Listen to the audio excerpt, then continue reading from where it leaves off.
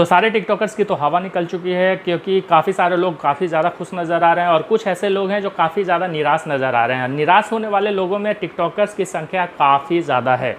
तो Indian government ने एक बड़ा इनिशिएटिव उठाया है और 59 चाइनीज़ एप्लीकेशन को इंडिया में पूरी तरीके से बैन कर दिया है। उसके पीछे रीज़न बताया जा रहा है नेशनल सिक्योरिटी का। हालांकि पिछले दिनों साइबर अटैक काफ़ी ज़्यादा बढ़े हैं चाइनीज़ हैकर्स के द्वारा इंडियन रेलवे और बैंकिंग सेक्टर में। उधर बॉर्डर पे भी चाइना और इंडिया फेस टू फेस है। पिछले दिनों एक भिड़ंत के दौरान हमारे 20 सैनिक शहीद हो गए थे।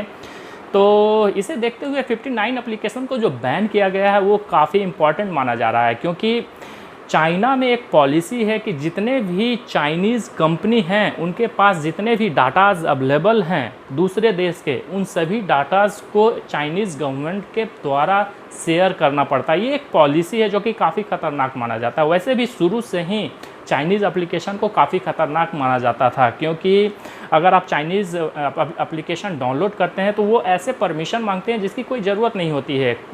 काफ़ी सारे ऐसे चाइनीज़ एप्लीकेशन होते हैं जो आपके कैमरे की परमिशन मांगते हैं, साउंड की परमिशन मांगते हैं, गैलरी की परमिशन मांगते हैं, और आप उस परमिशन को अलाउ कर देते हैं क्योंकि आप जल्दी में रहते हैं और उसके अल्टरनेटिव पे आपको ध्यान नहीं जाता है। इसके काफ़ी सारे अल्टरनेटिव अवेलेबल हैं। तो 59 जो एप्लीकेशन बैन किए गए हैं उसके अल्टरनेटिव अवेलेबल हैं। हालांकि टिकटॉक ने काफ़ी ऐसे लोगों को सेलिब्रिटीज़ बनाया है जो काफ़ी आज के समय में पॉपुलर हो गए हैं, तो उसका अल्टरनेटिव भी मार्केट में आ जाएगा, इंडिया में आ जाएगा। तो काफ़ी सारे ऐसे अल्टरनेटिव आपको ढूंढने पड़ेंगे जो कि है 59 एप्लीकेशन जो बैन हुए हैं। हालांकि 2017 से पहले ऐसा नहीं था। 2017 से पहले टॉप 100 में ऐसे 18 चाइनीज़ एप्लीकेशन आते थे, लेकिन 2017, 18, 19, 20 आते आते टॉप 100 में 45 ऐसे चाइनीज़ एप्लीकेशन हैं जो टॉप 100 में आते हैं। यानी चाइनीज़ एप्लीकेशन इंडियन एप्लीकेशन पे डोमिनेट कर रहा था। इंडियन एप्लीकेशन चाइनीज़ एप्लीकेशन के आगे कहीं था ही नहीं।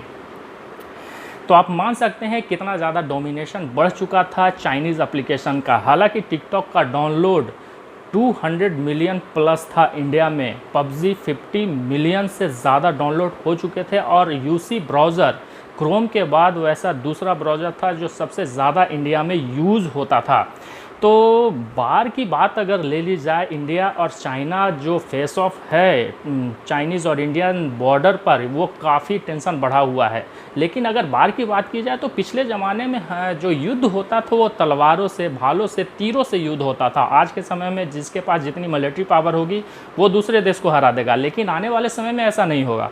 आने वाले समय में जिस देश के पास, जिस देश का सबसे ज़्यादा डाटा होगा वो उस देश को घुटने पर ला सकता है।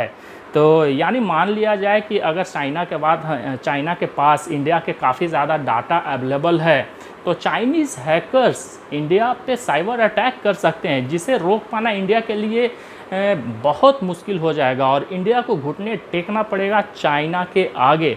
इसको देखते हुए इन 59 एप्लीकेशन को बैन करना काफ़ी ज़रूरी था। काफ़ी सारे लोगों का मानना है कि जब अल्टरनेटिव अवेलेबल था टिकटॉक का, शेयरिट का, यूसी ब्राउज़र का, जब अल्टरनेटिव अवेलेबल है तो ये इतना पॉपुलर कैसे हो गया।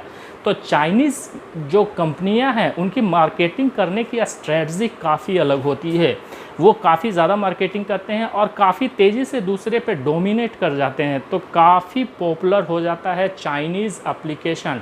टिकटॉक कुछ साल पहले ही टिकटॉक निकला था और आज के समय में उसके देख रहे हैं 10 बिलियन से भी ज़्यादा डाउनलोड्स हो चुके हैं पूरे वर्ल्ड में। तो कितना ज़्यादा और कितनी तेज़ी से ये डोमिनेट किया है दूसरे एप्लीकेशंस पे। इंडियन गवर्नमेंट के द्वारा ये एक डिजिटल स्ट्राइक मानी जा सकती है चाइना के ऊपर, क्योंकि 59 एप्लीकेशन को बैन करना ये एक बहुत बड़ा कदम माना जा रहा है, क्योंकि 59 एप्लीकेशन के ज़रिए चाइना को एक बड़ी इनकम रोकी गई है। तो अब यहाँ से शुरू होता है इंडियन एप्लीकेशन का काम, क्योंकि अगर इंडियन एप्लीकेशन अपने आप को अपग्रेड करते हैं तो ये चाइनीज़ एप्लीकेशन पे काफ़ी आसानी से डोमिनेट करेंगे। लेकिन अगर वो मार्केटिंग ठीक ढंग से नहीं कर पाते हैं और अपने आप को अपग्रेड नहीं करते हैं तो काफ़ी मुश्किल होगा, क्योंकि हमेशा के लिए बैन नहीं रहने वाला है। एक ना एक दिन गवर्नमेंट को इस बैन को हटाना पड़ेगा और अगर फिर से ये गवर्नमेंट ने इस बैन को हटाया और फिर से इंडिया पे ये डोमिनेट कर गया तो ये कमी होगी आईटी सेक्टर का, इंडिया के आईटी सेक्टर का, क्योंकि काफ़ी प्रॉब्लम हो जाएगी अगर फिर से दोबारा चाइनीज़ एप्लीकेशन डोमिनेट करते हैं इंडिया पे। तो इंडियन एप्लीकेशन अपने आप को अपग्रेड करें, अपने आप को मार्केटिंग में उतारें ताकि चाइनीज़ एप्लीकेशन से मुकाबला कर सकें।